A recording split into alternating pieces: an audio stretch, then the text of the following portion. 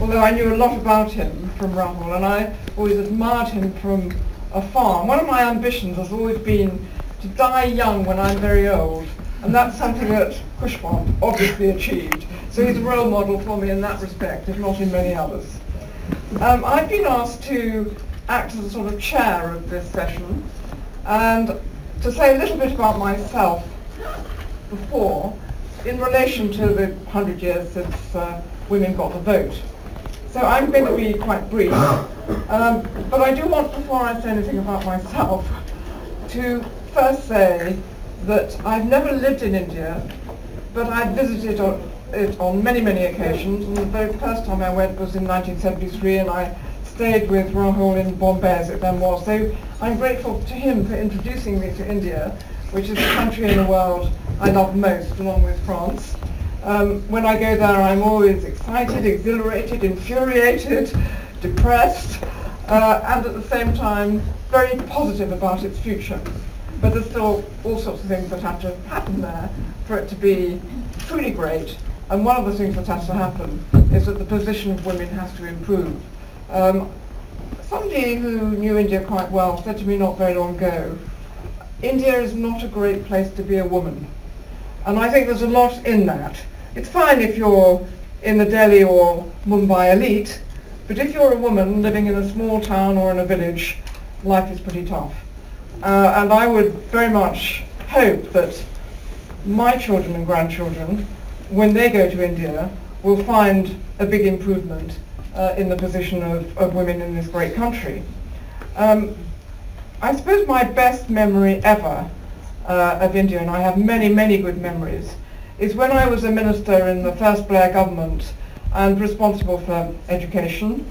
I went to India and I did a little bit of work, not for my own department, but for the Department for International Development, as ministers sometimes have to do when they travel.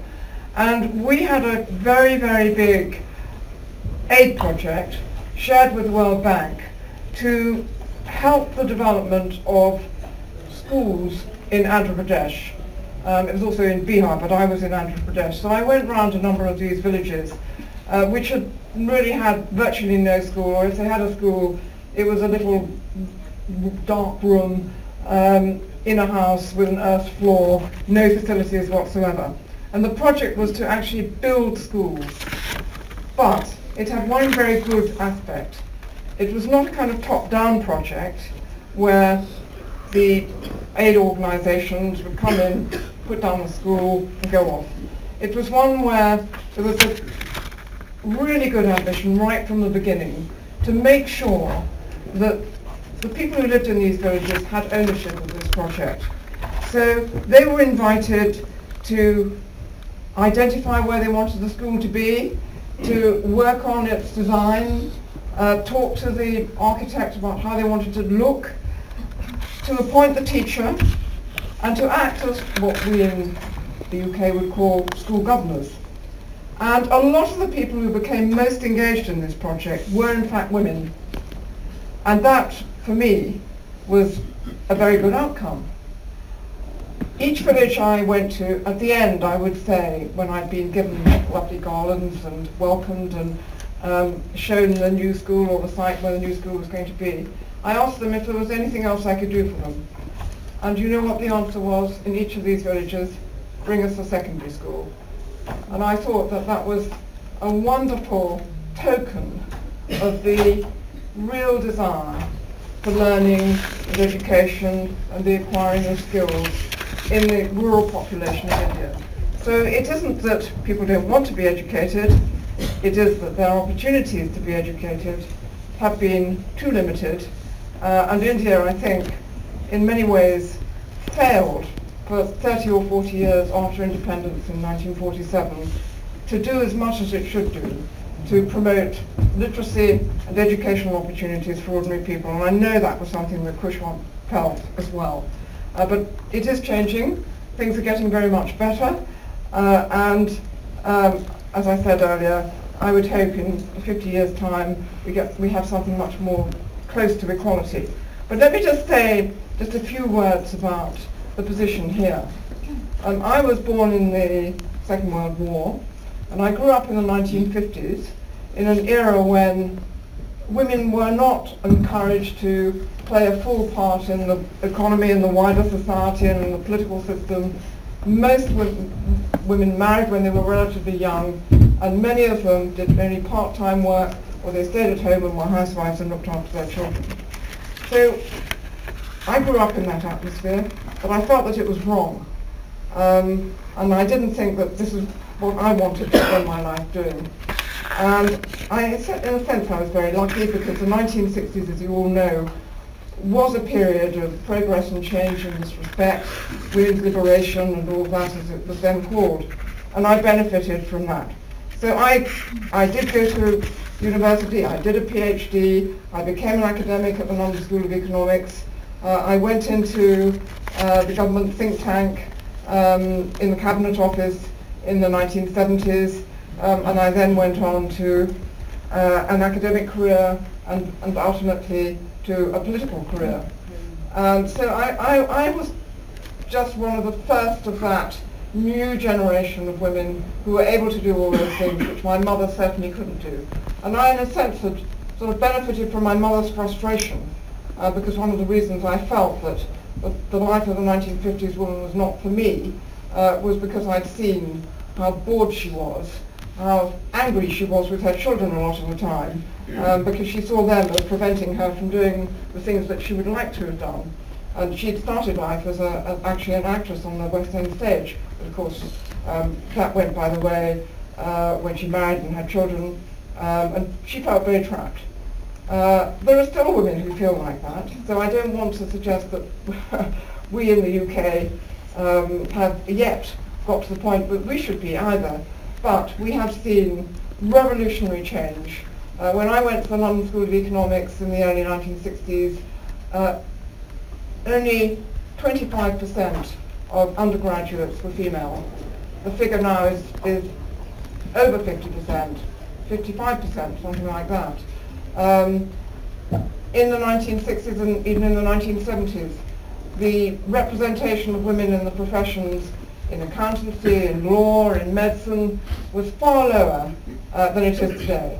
So if you look at people who have been called to the bar, it's more than 50% of women. If you look at people who are becoming doctors, it's more than 50% are women. If you look at even accountancy, which used to be a completely male-dominated profession, it's now more than 50%. Still got a long way to go in some areas like engineering. So we have to recognize this progress, but of course we haven't got to the point where all these younger women who are starting off on a route that will take them into careers which will be challenging, well-paid, and give them a great deal of job satisfaction. We haven't got to the point where they're getting to the top, but I believe they will eventually, because those who are at the top are, of course, from an earlier cohort where the proportion of women entering these professions was much smaller. The same applies to politics. It wasn't so long ago when we had just a tiny number of women members of Parliament, no women at all in the House of Lords, and that has been dramatically changed. But we still haven't got to anything like equal numbers, so that's the challenge there. I think I've said enough about the UK. There's one more final point I want to make, which is actually girls and young women do better academically and in our educational system than their male peers. They get better results in primary schools, they get better results in school leaving examinations, more of them go to university, and they get results in terms of their undergraduate degrees which are as good, if not better, than those of their male peers. But there is a kind of broken chain, because they don't yet do better than their male peers in careers terms. And if anybody wants to look at this in more detail, there's a rather good book by somebody called Tom Schuller, which is called The Paula Principle. The Paula Principle is the opposite of the Peter Principle. In other words, women get to a level below that to which they should reach in terms of their potential and their accomplishments in education, training, and their early careers. So I'm just sort of setting scene. I now want to ask each of our speakers in turn to talk to you. And I think what we'll do, if that's all right with you both, is not stop after the first of you, but go straight on, and then we'll open it up to questions and comments from the audience, because I really would like it if this particular session could be one where everybody in the room can participate. So I hope that as they speak, you will be thinking about things that they've said that you want to follow up, take up, and I know they're going to be very provocative. Thank you. So Shabana, would you like to begin?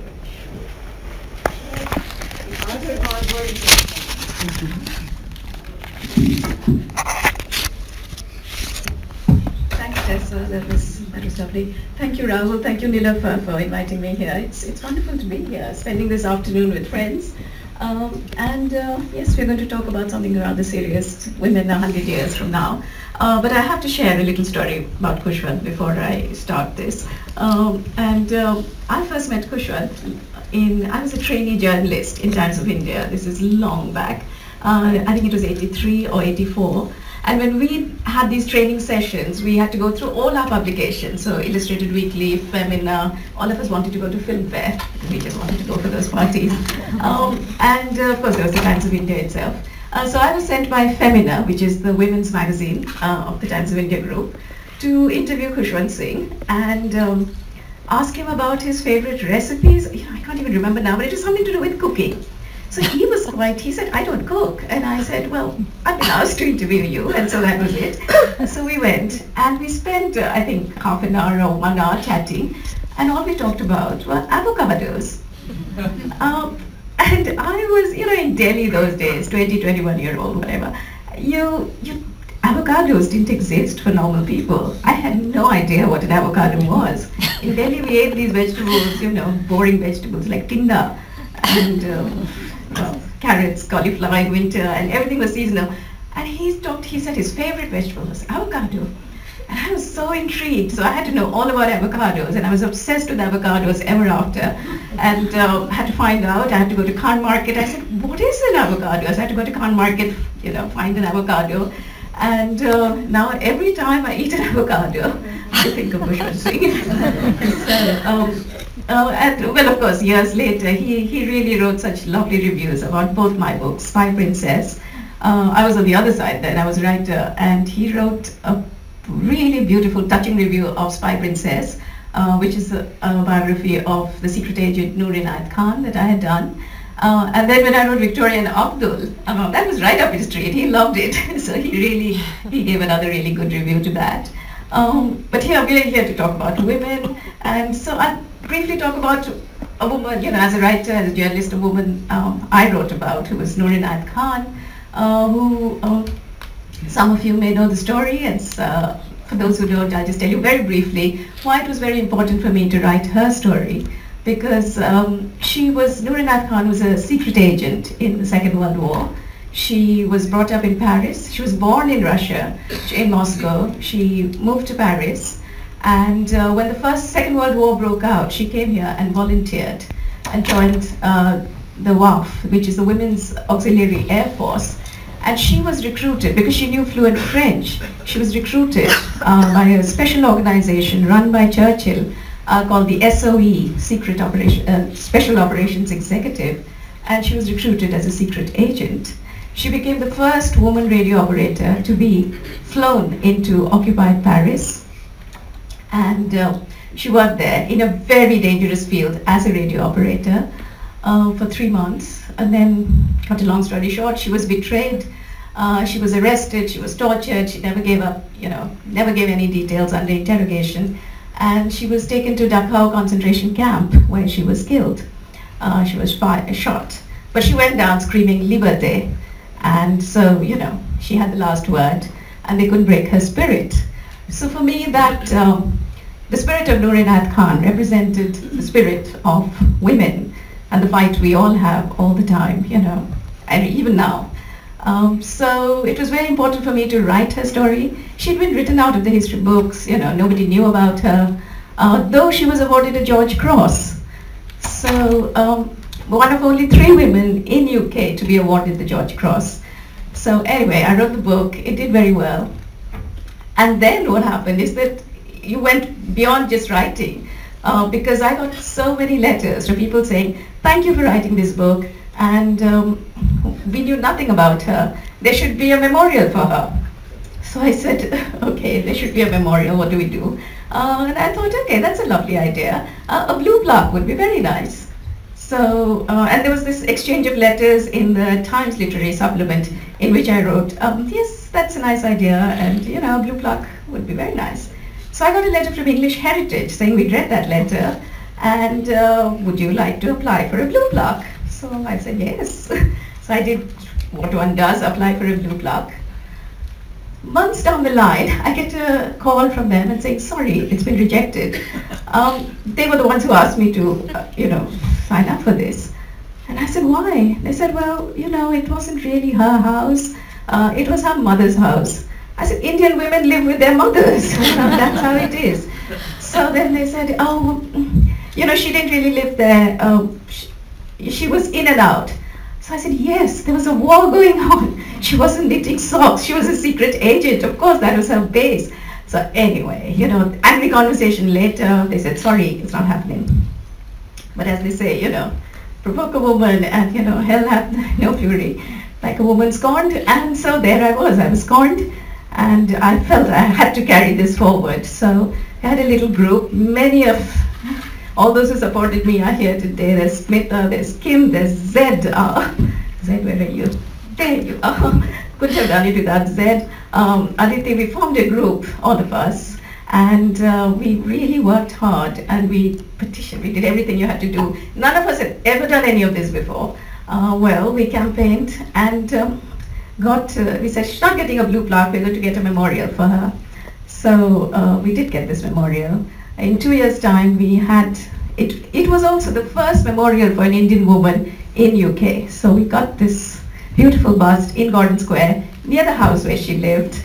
And then, it was unveiled by Princess Anne, and it is there now for people to visit. We're talking about 100 years in this. I was listening to the speech when they unveiled the statue of Millicent Fawcett, and she said that she used to go running around Westminster Square and see only statues of men, and it is so true. When I was, appealing just for the blue plaque, I just wanted to see how many, were there any Indian women who had a blue plaque? Of course not. Were there Indian men? Of course they were. They were all very worthy. 11 Indian men and two men from Pakistan. So there were 13, but all men. As if, and they were all, very worthy. Gandhi had two plaques. And now he has two statues as well. Jinnah had one. Of course, Tagore, Ram Mohan Roy, Vivekananda, all worthy. But, it's like the women were just invisible. They were not there. And so now 10 years. So English Heritage has all its rules. And times have moved on since then. They asked us that we could apply again, which we have done. And I think, I don't think they would dare refuse this time. So I've given them 2 addresses, and both in Gordon Square where she lived. And I hope, we've been told that, they take the decision in October. So we're waiting and we're watching. So look out, English Heritage. Thank you. There's so much to talk about, so we'll go on there and continue. So Moni.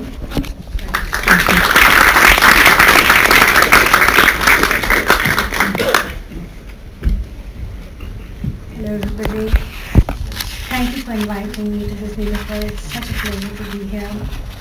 I too have a Khushwant memory. He was very kind. He invited me to his house when I went to Delhi. I think there were 3 reasons why he invited me. One is because I was from Pakistan, and his home was always open to people from Pakistan, particularly to those from Lahore, as I am. Second, I was a journalist. And third, I wrote humor. So I qualified, I think, for a very nice meal. But then he was very warm, he was very hospitable, but I made a huge mistake during dinner. I made the most awful gaffe. He was sitting there and he pointed to his curtains, which were behind him, and he said to me, "Vekhene," which means notice these. So they said in Urdu script, I think, Assalamu alaikum. And I said, oh yeah, they say Assalamu alaikum. I said, oh, you read Urdu?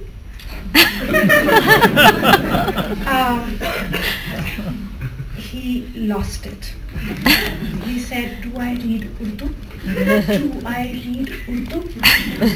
When were you born? I said, oh, I'm sorry, I'm really. He said, I have translated the works of Iqbal.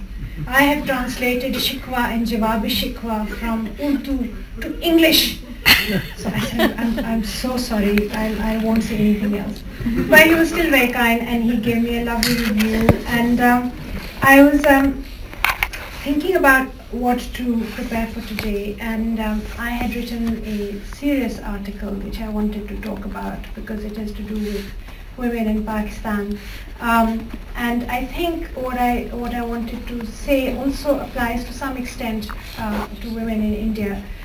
But and if you allow me, I'll do that. But I also have a funny article from funny but also serious article from my Diary of a Social Butterfly, which also pertains to women, which I wrote last week. And while I was sitting here, I thought actually I should read that. That is more pertinent. But perhaps more questions will be asked of the first one. So shall I just quickly read the serious one first? It's short, and then I'll do the funny one, which is even shorter.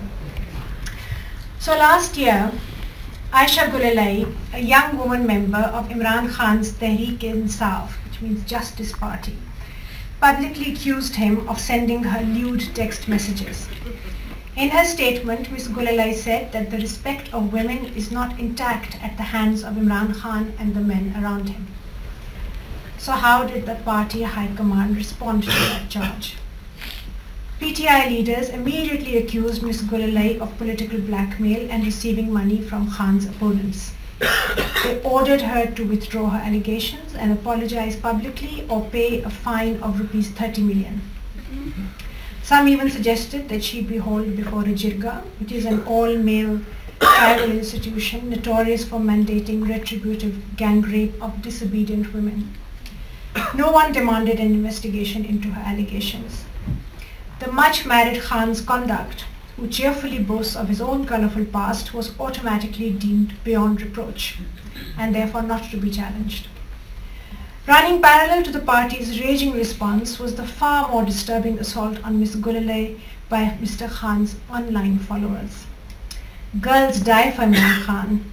He don't like ugly girls like Aisha Gulalai, said one troll. I wish someone throws acid on Aisha Gulalai's face. That's the least one can do to this miserable bitch, opined another. Even her sister, Maria Turpekai, a champion squash player, was not spared. Her photos playing matches in regulation sports kit, cropped to zero in on her bare legs beneath her white shorts, were plastered all over the internet as proof of her sexual availability. Women who defended Ms. Gulalai and her sister were similarly savaged. It was ironic that these ugly attacks, most of which centered on Ms. Gulalai and her sister's physical being, came from the stalwarts of a party that calls itself the Justice Party and speak constantly of restoring honor to the oppressed citizens of Pakistan. But inflammatory attacks on outspoken women has a long, sad history in Pakistan. When Fatima Jinnah, the sister of Pakistan's beloved founder, rose up against the military dictator Ayub Khan, she was pilloried as a raging, bitter, spinster-turned-Indian agent. Benazir Bhutto's doctored photographs showing her in a miniskirt were scattered over Pakistani cities from unmarked helicopters. Mukhtara Mai, the victim of a brutal gang rape, was memorably dismissed by General Musharraf, then ruling Pakistan, as an opportunistic aspirant for a Canadian visa. 6 years after her ordeal, Nobel laureate Malala Yousafzai is still called a bitch and drama queen by Pakistanis. Sharmeen Obaid Chinoy, a filmmaker who won two Oscars for documentaries decrying honor killings and acid attacks on women, is labelled as a publicity whore and stands accused of defaming Pakistan at the behest of evil foreign powers. Asma Jahangir, lawyer and human rights activist who fought for the rights of women and minorities and squared up to two military dictators, was routinely threatened not with just her own murder, but the abduction of her daughters. Misha Shafi, an actress and singer who recently publicly accused a male colleague of harassment, was pilloried on social media as a loose-charactered lying bitch and made the subject of an hour-long television investigative program in which the male anchor painstakingly shredded both her claim and her reputation.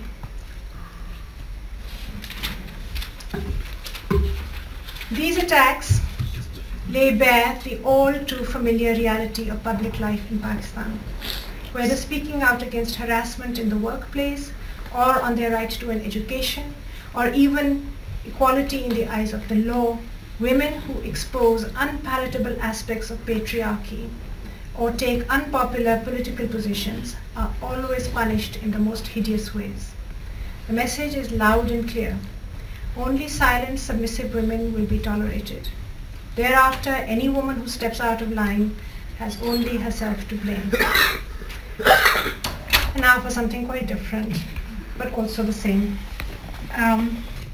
This is a column I write for a paper in Pakistan called The Diary of a Social Butterfly. And this is recounted by a lady who is a socialite, and she's unreliable witness to what is happening in Pakistan. But anyway, this is her column from last week. So Mallu's daughter Iram, she's done her law from I think so Kent University, but not Apna Lahore Kent, but Kent Canterbury in UK only. Anyways, she comes back with a boycott and a nose piercing and is very vocalist about women's rights. So yesterday, us girls, we were at Mallu's house where Iram was talking loudly about someone called Mittu. Sounded like an Indian name, so I thought maybe it's some socialite she's met in London. So I said, "Sweetie, who is this Mittu? Someone I should be knowing?" She looked quickly at the ceiling, I think so, to see if it was leaking. And then she said, "Auntie, I'm talking about me too."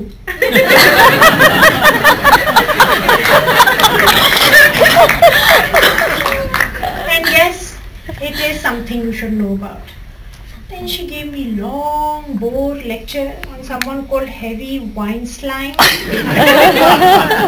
and some Punjabi Jat girl called Ashley and Hollywood key actresses and Donald Trump who likes grabbing kittens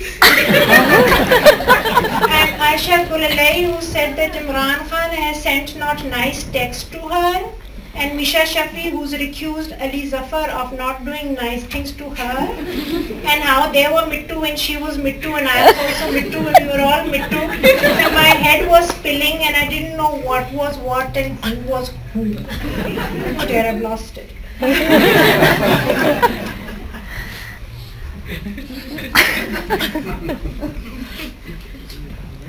When she finally chup karo, Mallu said, "Bye. I don't know what's happening in America and all, but these Desi girls, they're the pakka liars. They're all doing for attention only." Bas, Iram, she to exploded. Attention? You want to be threatened with acid attacks? Or have jerk anchors trash your reputation on primetime TV? And be trolled from here to hell by violent loons on social media? Because that's the attention they're receiving. Then baby, she piped up. She said, "Baba, I to say apni izzat apne haath. If you don't want men being too free with you, then just keep your proper distance from them." Iram looked at baby as if she was cracked. What is proper distance? Haven't you been harassed by sirs in college? By uncles in your friends' homes? By bosses in your workplace? By Maulvi Saabs in your own home? Day in, day out by men in bazaars, in parks, shops, offices, restaurants, buses, cinemas, even hospitals? Haven't you been ogled, groped, pinched, pushed, jostled, abused, whistled at, leered at, jeered at, commented on from the time you were 5 to the time you were 55? Honestly, what kind of women are you who punish others who dare to speak out, to tell the truth? Yes, baby, we're all choked. Then Flopsy said in a small voice, I said, don't mind, but I want to speak up. One place it's never happened to me is in a bus, because I've never been in a bus.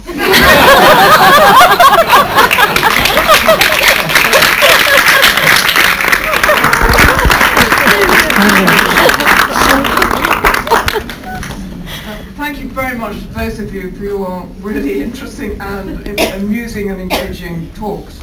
The floor's now open, so maybe you could, when you ask a question or make a comment, you could just say who you are and where you're from. And because this is quite a big hall, you will need to speak very loudly. Please speak up so we can hear. Unless somebody can take the other mic around, which might help for somebody who could do that, particularly if people want to contribute from the back. So, who would like to begin?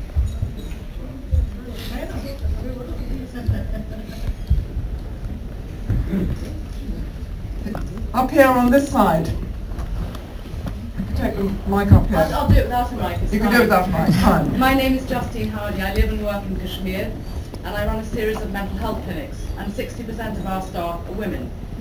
And I want to ask about the dissonance. The dissonance which is that women are trying to make a living in India. The public language is now quite often pro-women, but within the home and within the community, they are told to chup karo, chup karo, chup karo the whole time. So how is it possible in any way for women to be able to step forward when the public voice is saying, yes, you can do what you like, but their braids are chopped, or they're locked in their homes, or they have acid thrown in their face. It's not an idea, it's an actuality in Kashmir and in other places as well. So the dissonance is a really enormous problem, and I don't see, and I'm there all the time, and it's in the public domain, there is a certain protection simply because you come into the public domain. But in the rural area, there's nothing, there is no change. So that's really my question, is this dissonance. Is that what do you see as being the next step forward? This, you know, in the context of Kashmir, it's much closer to Pakistan. So in a sense, I'm talking really to what you were saying. Thank you. Would you like to begin? In Kashmir, to come back to your, we've just seen what happened there. This horrific rape of a minor happened in Kashmir. It was part of almost, it was ethnic cleansing. I mean, she was targeted because she was a Muslim. So women are being targeted either because, as well as just for being women in India, they're being targeted for religion and caste as well. So Dalit women, minorities are really facing the brunt. It's a very sad situation out there now. It is actually really frightening. It's frightening for journalists because they are being harassed. We know what happened very recently to a very fiery journalist called Rana Ayub, and she was trolled. I mean, social media has its advantages, but my goodness, do you get trolled there? And do they get threatening? Because they just threw her life out of, made her absolutely mockery of everything that she'd ever done. And some of you, I don't know if you know what happened. This is a journalist who wrote, she's an investigative journalist, young journalist who wrote about Gujarat. And she was very critical of the rights in Gujarat and of the Modi regime. And she was trolled. And they after the rape in Kashmir, she was, somebody got a Twitter handle. I don't know if I'm putting this very well. I'm terrible on social media myself. So a different Twitter handle sort of tweeted that she is saying that Muslims are being targeted in this country, and the new law that all those who rape minor women, minors will be hanged, the death penalty. This Twitter went out saying that she was opposed to death penalty because this would then kill all the Muslims. So that was the target. And of course it wasn't her, but she was then targeted for saying this. And then it just went crazy because after that her telephone number was put up, pornographic images of her face morphed with these images were put up online. And they said they were going to come, acid, gang rape, everything. She was threatened with everything. She had to leave Bombay. She went into hiding in Delhi. Police didn't want to file the charge, so that's the other thing. You're up against the law as well. They don't want to file the simple FIR. It's a fight at every step. There was this other rape of a minor in Uttar Pradesh where the father went to file the FIR and he himself was killed in the police station. So it's, I mean, one doesn't even know where to start. You actually don't feel like reading the newspapers anymore or switching on. You just say, I can't bear this. I just want to put it away. But obviously that's not the answer. And attacks on women journalists, we know what happened to Gauri Lankesh. She was killed. Anyone who is opposing or questioning, I mean, as journalists, our first, what we are taught to do is to question. No matter who is in power, it doesn't matter. We have to question. And she was doing that. She was questioning, and she was just killed for, sorry, this is really getting dire. But she was killed. Just 4 bullets straight in her head as she came back from work. And nobody's been caught. This happened last year, September. 1 person has been arrested, and he is the person who supplied the arms. He's not even the person who killed. And there was a CCTV. They have footage of it. So there is this apathy that they are not, they're not looking. I'm sure they know who's done it. You can catch it. This is India. There's a police system. They're looking away. And, well, it is very depressing. And, I don't even think there's a dichotomy that you speak of, Justin. I think it's everywhere. It's like not just chup karo, but just shut up. Do not question. Stay there, or we're going to either get you on social media, or our goons are going to come there and get you. It is a very frightening situation out there. Sorry, this is really dire.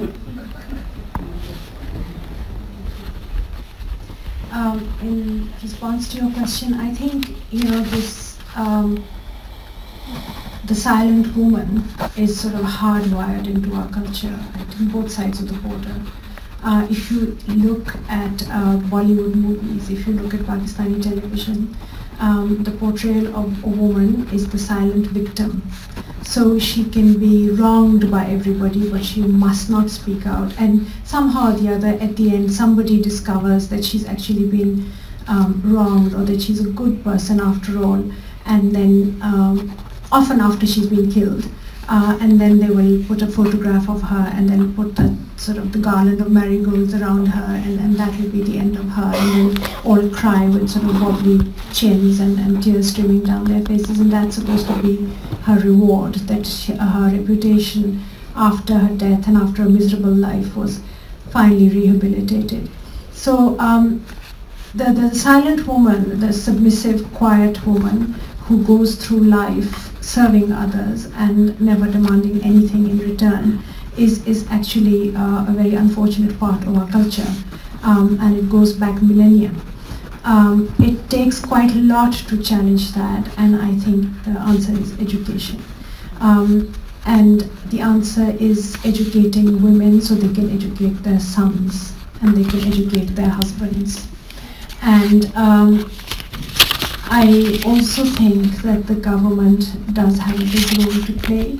I think that the way anything is ever shown, anything is ever projected in cultural terms, when you show, for example, a family, even when the government is sort of government-sponsored ads, the mother is the one who's always cooking in the kitchen with the roti and the belna, and the father is the one who's going out into the world. And even though you say that it's good to have, to take your daughters to school or to send them to school, the answer is that even when she finishes school, she'll come home and cook the roti and serve the, So I think those kind of stereotypes have to be challenged at several different levels. They have to be challenged through our writings, they have to be challenged through education, they have to be challenged through culture, they have to be challenged through social media and through television, drama, etc. But I agree, the situation right now is really dire, and I was reading some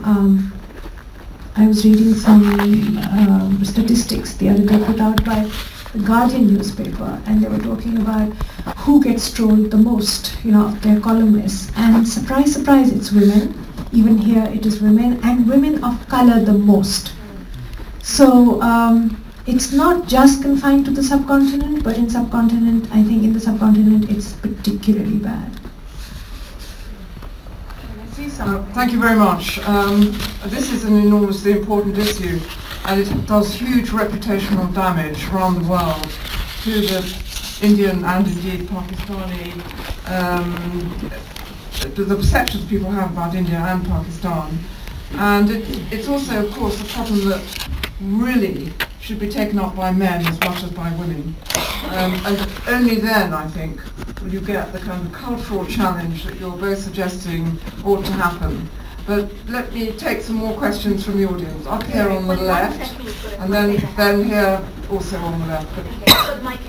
Oh, sorry, you've already got the mic. Hi, I'm Moni Kohli, and actually it's not a question. I just want to say something with regards to what she pointed out about TV serials and Bollywood cinema. I think we've moved on in India, and the projection we see on the TV screens about the Indian woman today, I'm afraid, is not very flattering at all. We see the mothers and mother-in-laws are very vicious and very manipulative and very conniving souls in the house, and I don't think that's a woman how we see it. We are very much women on our own, fending for the family, and we work hard, and as much, if not stronger than some men in our households. And that is something that needs to be looked into and projected correctly. If I'm not right now, there's a lot of the people are not really happy to see that role portrayal coming out of at least the Indian TV.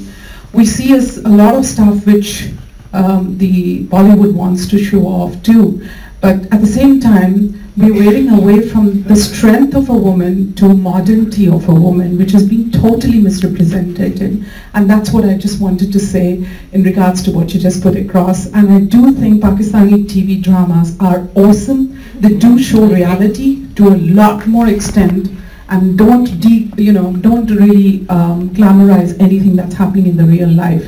And I love it, and I watch them. Can't say the same for India, I'm afraid, but that's how it is. Thank you. Can I just say a quick one? My name is Mala, and I've been an entrepreneur, and I come from India. So we always look at somebody else to provide the solution, the government, the society, the men. I think ultimately it's us women who really, really need to push ourselves outside our little boxes and go there and create the change, because unless we do it for ourselves, for our community, for our women folk, it's not going to be done by anybody else. So really, the mantle is on us, and we do have the power. I mean, look at the audience over here. Each woman over here is a credit to the fact that she is where she is. And if each one of us then goes beyond our own selfish requirements and goes into the community and takes it up on a much larger scale, I'm sure we can create the change. We don't need anybody else. We are that powerful.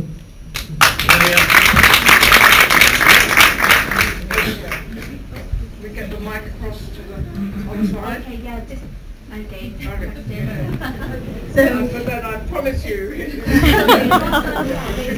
two men over here who want to speak. Okay. Santosh Banot, and I'm part of an NGO that was actually set up 4.5 years ago in the UK voluntarily by Asian women who have got professions under their belt and are now looking to give back. And the program that we're working on at the moment, we've seed funded a project in Chhattisgarh state, and it's to reduce violence against women. It's a three-pronged approach where women who have actually been subjected to violence can now access women's support centres that we're setting up. These are new and novel, and they've been set up in police courtyards, so the police are actually there to protect the women who actually are encouraged to report, and they get counselling, they get legal aid. But the second, and it's to your point, the most important thing that we have found is actually getting the men and the panchayats, because we're working in the tribal areas, the government, the bureaucrats, the politicians, to actually come out and support the program that we're doing. And I think that's where you're going to reap the maximum benefit. And we have seen in the early work, and we're sort of 3.5 years into the project, that we are actually getting good results. So I agree with my colleague Mala that women need to get out there, but I think there is this thing that you need to have force and behind you, because we've heard of the terrifying stories where women themselves try to go out and make a difference. So yeah, so that's from the Asian Circle side. Thank you.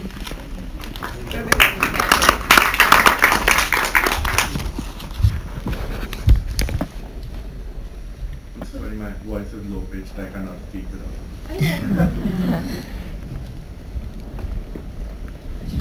While the mic is moving, I'll just make this point. Chhattisgarh, there was, sorry to come back to women journalists, but there was a woman journalist there, Meenakshi, who was really attacked in Chhattisgarh. She was the only woman reporter from Bastar.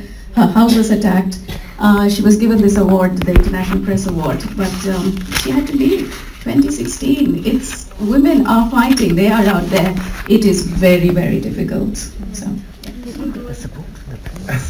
So hi everyone, my name is Madhav Sethia. I'm from the King's College London Literature Society, and I have a very pressing issue to talk about and just like a question for the panel, and that is the brain drain that is happening with the students of India who are going out to the United Kingdom, to the US, to Canada to study, which includes a lot of girls also. How do you think that students, like I'm 20 years old right now and I'm an aspiring journalist in the future, and as Shrabam ma'am said that our main point is to question the things that are at place. How do you think that the students can address these issues, you know, while not being in India at the same time, but also going against the government, and you know, which includes women, which includes boys who are just going out to study from the country? Which one of you wants to begin? Well, let me just say a couple of words, because I'm a former Vice-Chancellor and I ran a university that had more Indian students than any other in the UK for a little bit, until, I'm going to make a political comment now, until the government made it very difficult to get visas, and this was picked up in the Indian press and put people off coming here. Our loss, and that's all I can say. And I hope that this will be reversed at some point. But you're going to go back to India at some point, and so you can take back with you a lot of experience, a lot of knowledge of what happens here. And of course we're far from perfect. Sexual violence against women happens in this country, but not usually in the kind of extreme way that happens in the subcontinent and goes unpunished in the subcontinent. Sometimes it goes unpunished here, but nothing like appears to be happening in India today. So I think, you know, keep up the fight. And I don't agree with you when you say this is a fight that only by women. It's a fight by both genders. We all have to be in this together. And if men don't stand up and put the position of what it's like to be violated in the way that happens, I think we won't get through this as fast as if we manage to educate boys, young men, and indeed older men to take a different attitude and to respect women in every conceivable way, including respecting their bodies. I'll let you comment now if you want to comment. Just to say that you have very powerful voices here, being abroad. You know, there is the power of the social media which can be used properly. I mean, you know, do question in everything that you write. If you want, you know, the world's your oyster. When you just keep writing and opposing and questioning, you can do that from anywhere. So use that power. Okay. Question here, or comment? Thank you very much. My name is William Crawley. I first went to India in 1964 to teach, and I've been married for 50 years to a rather strong-minded Indian lady. And I worked in the BBC, but in working in broadcasting, there's one point I'd like to raise in which All India Radio and Doordarshan were far ahead of the BBC at the time, in the 60s and 70s. That is, in respect for age among newscasters. There was, many of you will remember, a very distinguished broadcaster, newsreader called Roshan Menon, who had the most marvellous voice, most marvellous broadcasting voice. And this at the time when in England, you know, Anja Rippon, who is a wonderful professional journalist, but became known for when she foolishly danced and showed her legs, which were never shown on television because she sat at a table at that time. So I do say that that is a counterpoint to your characterization of the downtrodden Indian woman. But I would also like, if I may, to share with you my little story about Khushwant Singh. When I went to Bombay once and I asked to meet him when he was editor of the Illustrated Weekly sometime in the 70s. And I arrived in Bombay and quite late at night and took a taxi to my hotel and discovered that the room I had booked had been cancelled and filled, and so there was no room. And literally for about 3 hours I drove around Bombay with a rather crazy, I have to say, it was a Sikh taxi driver who drove faster and faster as the hours went on. He eventually took me to a hotel where they found a room for me. When I went to see Khushwant Singh the next morning, he said, "Where are you staying?" I said, "I'm staying XY Hotel." You know? He said, "Oh, that's a brothel."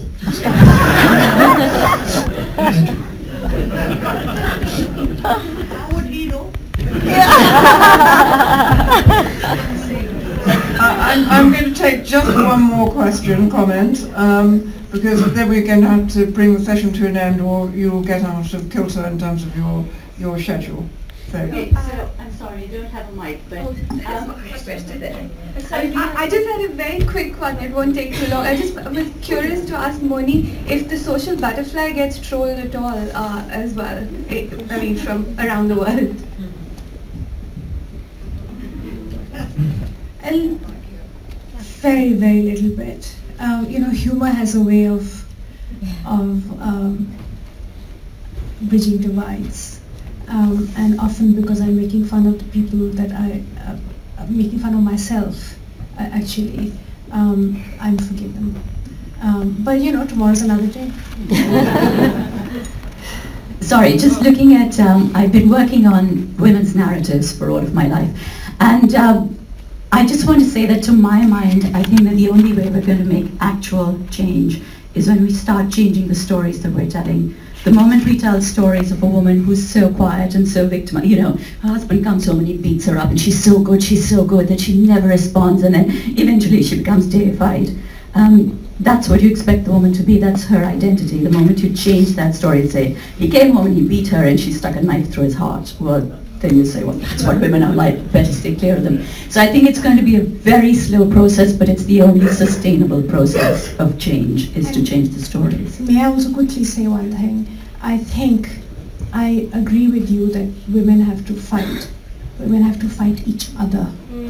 Women have to constantly challenge each other, because sometimes I find women oppress each other perhaps as much, and I don't think this is a lie about the mother-in-law picking on the daughter-in-law, or it is something that happens a lot, maybe because they've internalized patriarchy, maybe I don't know what it is, but women do oppress each other. And I will just say quickly before I finish, when the American election results came out, this last election, and I was looking through the data and I discovered so many white women had voted for Donald Trump even after what he'd said.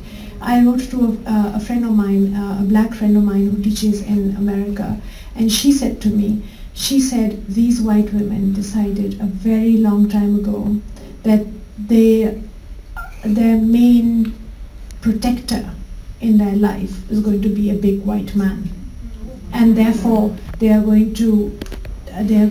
going to stand with each other, they're going to stand with him. So keep that in mind, and don't just challenge men, but challenge each other, challenge ourselves also. I think that's a very good note to have.